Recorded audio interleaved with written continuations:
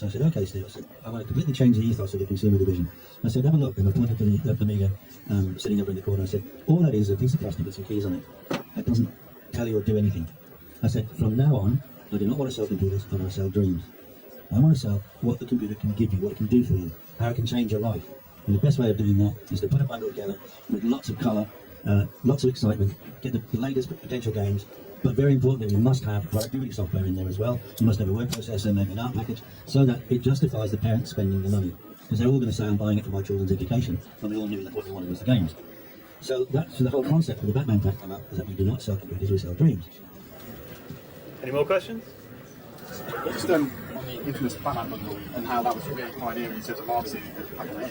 Do you kind of think how you kind of pioneered that at the time and got the modern day gamers, as you say how PS4 and Xbox One are always trying to get into FIFA, and ever since then, FIFA, Destiny 2. Do you kind of take any kind of, within yourself, any credit in the fact that you think I've kind of pioneered this strategy of packing games and that's continued to this day, essentially? In a word, absolutely. Absolutely.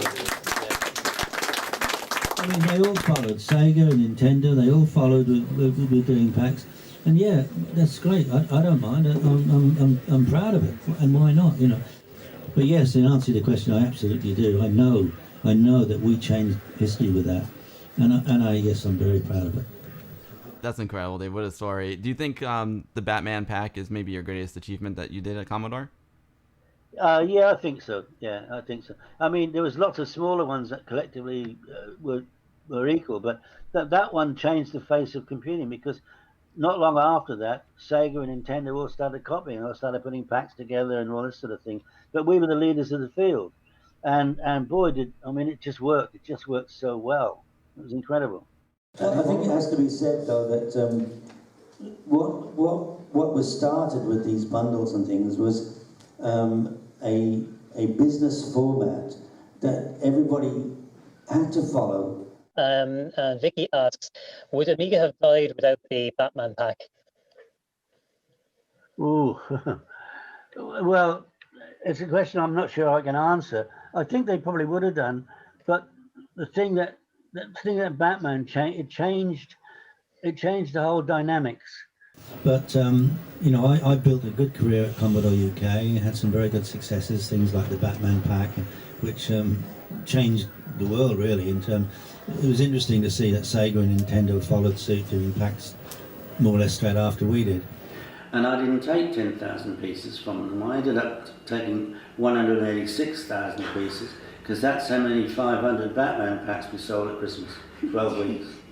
186,000 machines. No wonder they went so sore after that. Yeah, I mean, there's no question about it. It made them as a company. Yeah.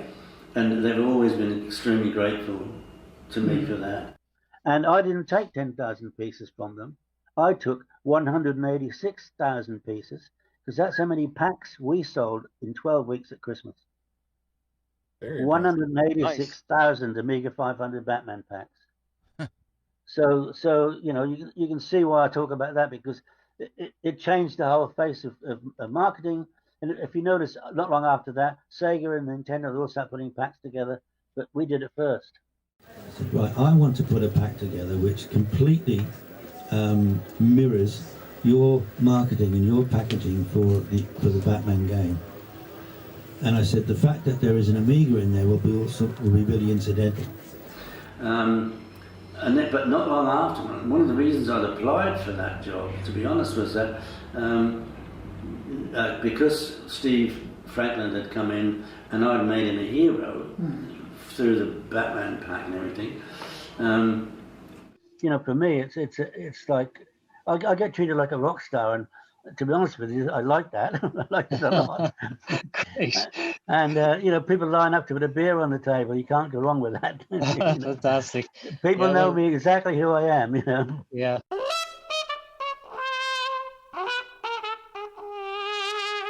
So they said, send for the men in the white coats. Of course. I mean, why wouldn't you?